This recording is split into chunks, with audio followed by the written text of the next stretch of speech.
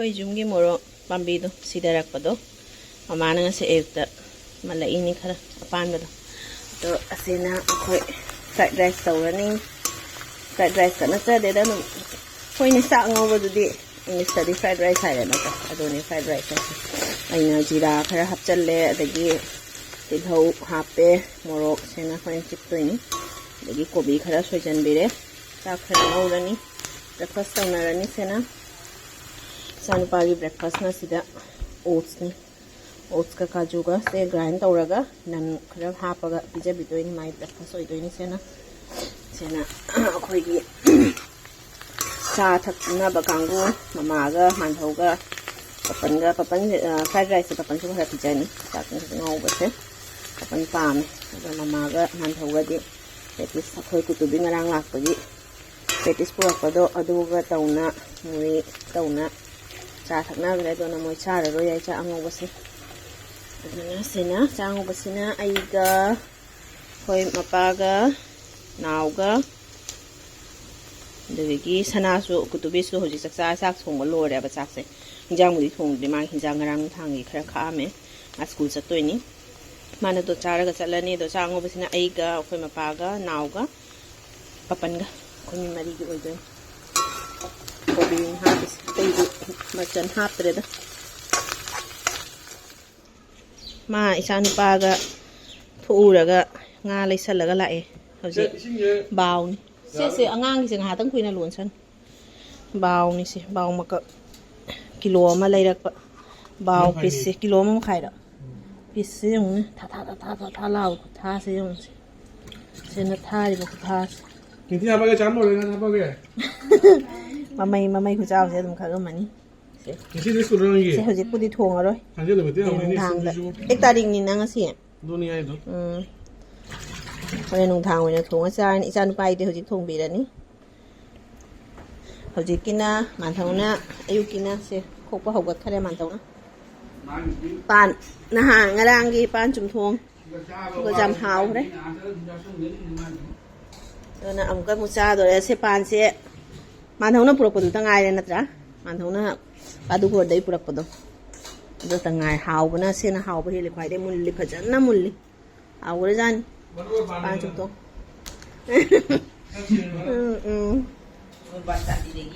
Kisna Buddha su chelamida ina England gi horen mama school chatoi ni na ne ase ready tawda jade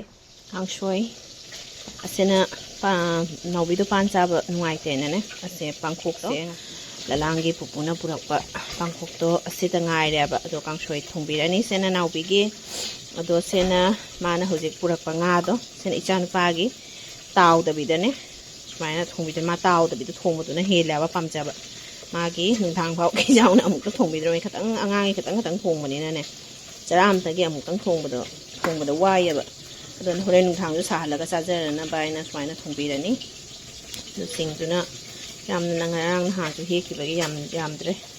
mayang ton wa pti gom di hengninga yaw dre yam pi senga se akhoina thong aro Kung da bidas main tao raga mesti da sa sa do na iskoti alle isko yang ta hundra ya khara lai kung thang na so pan iro laga mesti da sa na bai na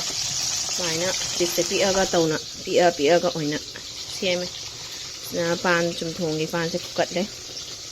hau ra ni ngasi gi hinjang ha phen si su nga se khara mun na tao raga tao mesti da sa do na khara kem tak tau na ngau ran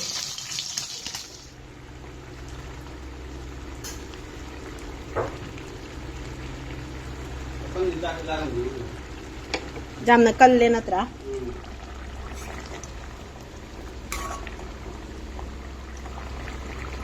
sak tu bu ke ma kya no cha se ma tum ba ya dre wa lung tin se adona ma tau hom khang dre ai se hip chan na lai ra bani na adona ma tau hom khang da na ko chat ke ja sali jang pham si da ha kai tawai na mama sana kai tawai na nang gitu bu lai ra ga ne tum ba ya da se ma tau hom khang da ba ne ma sa se hekta sida sangai le siga okra ba song yes Yes, yes, Papa. Koi octopus chani. Chage ba ai. Full plate natra so half plate. Koi mapa na octopus ai na Guwahati da chage hai ba. Da pizza ratre. Sida wan saran.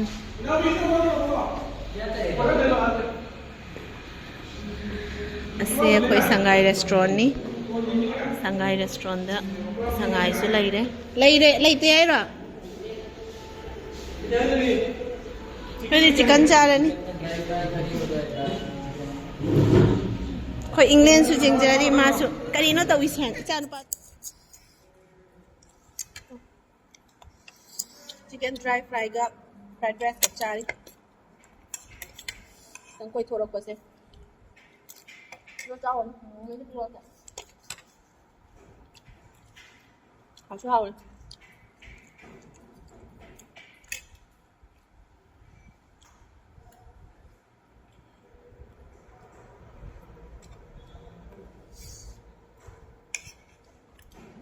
你这就往那去弄。炸米线。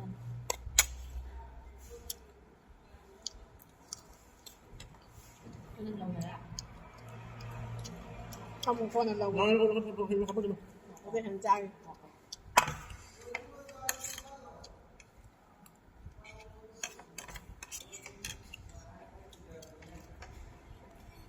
哎呦，不讲了，你知道吗？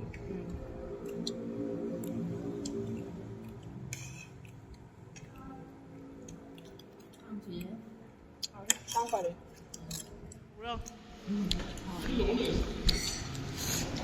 Nó chồng mình bây giờ gravy lâu rồi gravy tôi chán rồi nè dry fry vậy là lâu rồi fried rice cả chicken fried rice rồi đi chicken dry fry chicken chồng nữa chăn pan á đúng tại gia đình mà số mình là số đó cút cho gia đình mà chăn pan phải pi ngày đó mà nó pick ngày đó tầm sẽ phụ bác ăn mà số chăn pan cút cho là khang gia đình cha bây giờ thì vậy nó quá Heng cha bây giờ mẹ em bây giờ rồi nè. Chụp cái weather se bazai cha nó pa tin ngoài zari mà.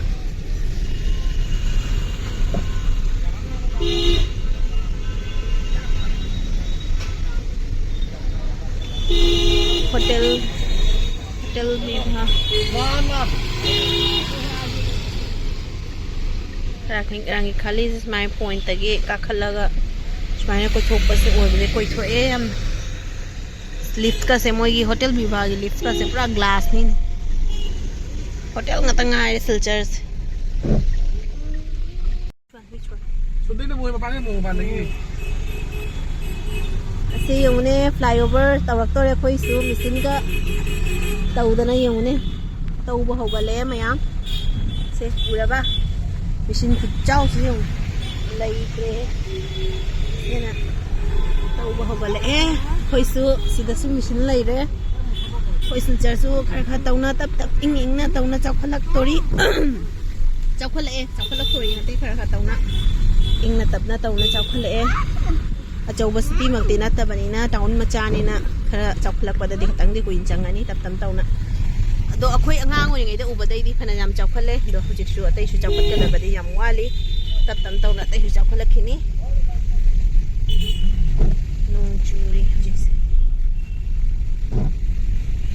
smaina akhoi ge town manung sida lambi su su pi e ba khoi town manung se ado flyover ma lai ki batara ga di nungai ni chathok chasin hujik ti missing dagi gari gi masing na su yam jat sakthi na yam me jumma ma da gari ani ahum mari अखोई जुमदा तसु लैरिसे यम गाड़ी मचा मरी नि लैरिसे गाड़ी अचौबा अमा अदुना वाय बा हाइदि गाड़ी ना याम बनि ना लंबी ना पिए अदुना वाय यामना ट्रैफिक सु ओय जाम ओय थबो इनखांग चटपा एग्जाम का था चटपा सिजु जम चांगना हाइदि मतम लैरिने द थोक्तरदि याते बा ना फ्लाईओवर से साब लोइरा कांददि खरा नुंगारनि को ase civil hospital mamang ne civil hospital gi siga mu siga na keno ama oidoi ne aba makhong ama flyover gi asiga o adagi laga siga ta aduga sidagi haura aga somda loishan do admaina ne maga sagi tawthom bado asai tauthokna leihobaduna rangi khali dani ado civil gi mamang siga ta doina civil gi siga gi kakhatlaga rangi khali da taru doiba rangi khali dai mu laaga civil gi sai da ta doin tara nungai rani dumaina oiba taraga diko somna kanda sunai ra baga ado na ge dana mayam flyover sabado bagarom da dine flyover masing thingamdre da phana haiphe jame saba khaibuk challa bai duni lainari do ana yam sajale dona lambi ga do khangdre hanagi lambi do thugara ga sarakpane pakthok tana ne phajana pak su pa e lambi su adagi flyover su sarabani na keno tawre kariba mung do khangba ngamdre khoidi moi thabak chana ba kangu de dum chatpani na khange ba khoidi nongpha do pathok pasidi ngau bani lambi do flyover mayam ga duai lambi pakthoi mayam do ga tawdana ne fazana bagarom dadi khoi tawn manung su fajarani Lisa akhoi gi Lisa masing da background wali jam nungai di Elisa atani hada chathari sina sareng mako ku haigum na sareng mako kuide chadaba kuide sathina Elisa chari nasigi Elisa sina marum change pik thanna change kilom tane ba ngasai yuk ta su leira khare baw na kilom ma makhai ado hajing nung thang ta na mo Elisa pik than ngai pa tha ngai changbi ni marum mapum mama na kilom ma luma me chap chana ra chana kilo phara me ado hadi thong dol na ichanu pa na yeng view se ma Krishna oli Krishna kanha lalu gopal oli ma doi sigagi jana ko na chajari ma sana oiram ngani mama na pan khoi nga sayuk na pan chum thongi na man thong na khokpa hujik na Elisa thongbagi mama na khoi mandau status thambai ni se na mandau photo namdo ri chanu pa status thambai mai pe ma pula lalu gopal ni ne se ti haina pula lalu gopal ni ne makhut mari ka namchan gari ni pura chap chang hai chingin ni sikam ta nam hoge mandau pura chap chang re se lalu gopal gi keno da makhut mari ga loi namchan dana as pura male smai cha ge ma charo hao de hao mai pe ma wakhan nungai le hipten ninge wakhan nungai man kina ma पागला होएगा छे कि पागला होएगा छो काम दाम नहीं में कि तुम्हारा तो सब ना गवे वीडियो पागला होएगा छो ai pa